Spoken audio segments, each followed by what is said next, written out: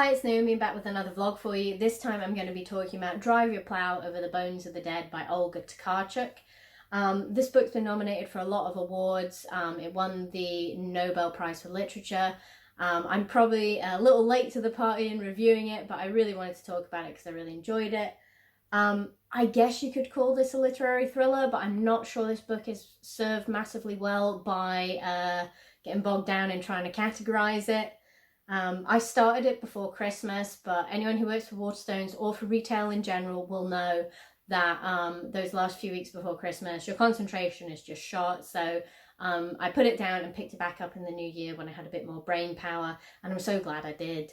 The book sort of revolves around an older lady called Janina who lives in quite a remote location in this cabin on the Polish side of the Polish-Czech border, and one of her neighbours, who she calls Bigfoot, is killed, and some other locals from the village are killed as well, and she ends up getting involved in trying to solve the mystery. It is worth noting this is a book in translation, and I thought the translation was really good. It was never sort of clunky or jarring at all. The translator's Antonia Lloyd-Jones. I think she's done a really excellent job of translating it. It's also worth noting that the book itself isn't very plot-centric.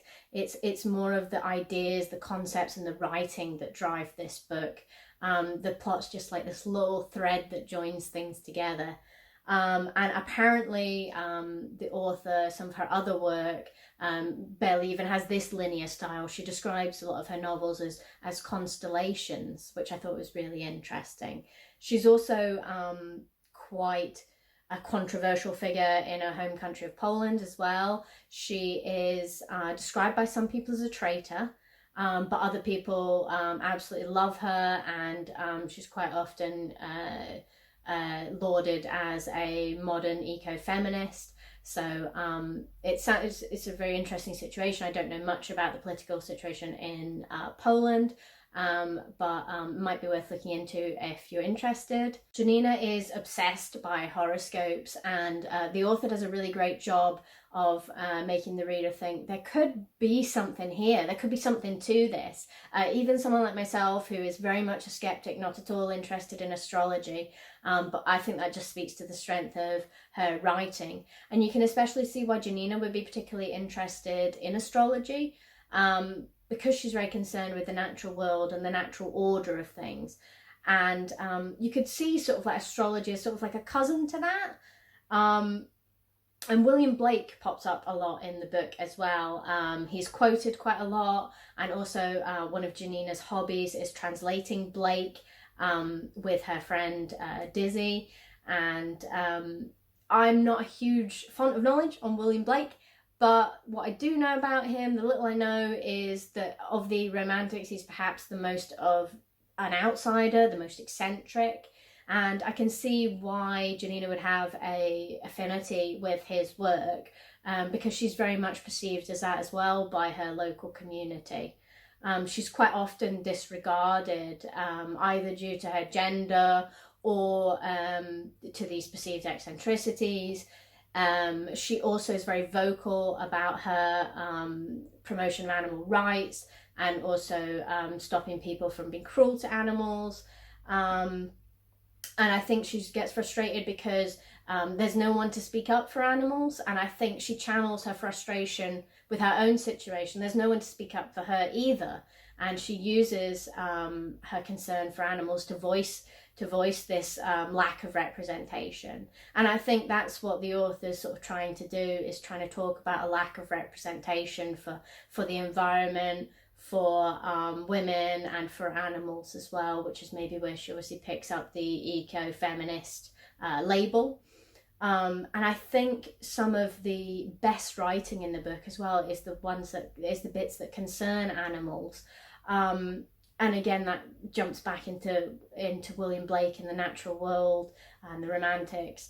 But I think some of the occasions where they come upon animals, like they find a deer or some deer standing together, and it's like this really special, sort of mystical, almost religious occurrence. And again, yeah, I think it's just some of the best writing in the book is there. Janina is such an interesting character. Her turn of phrase is often quite comic, which makes the book a lot funnier than I ever thought it would be. So whilst it's not a laugh out loud type funny book, it is really more of a smirk along in agreement type of funny. It's not something I expected from this novel, and I really appreciated the strength that Janina has. So while she's sometimes struck down by her mysterious ailments and she's quite physically unwell sometimes, she also has the strength to, you know, speak out for the animals, and she also has the physical strength to perform this role where she looks after all the houses on the plot over winter when everyone else bar a couple of people have gone home, and she does maintenance on these houses. She performs a role which is probably in her community thought to be performed by a man, which I think adds to their thoughts that she's eccentric. But I think it shows like this massive amount of strength.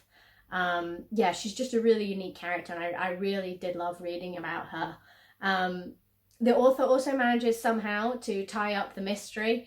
I'd sort of forgotten about the mystery to some extent, and I was wondering how she was going to tie it up in such a short time. But she just laid it out there, and she fixed up all the loose ends, and I thought she did a really great job of writing a thriller without perhaps even meaning to at the end of the day. And yeah, I just thought it was really brilliant way to tie things up. And I'm really keen to read more from her as well, because I'd like to try one of her novels that's in less of the sort of linear style, just to see how I get on with it, see how it feels, because I feel like her writing is just so amazing that I just would really be keen to try it.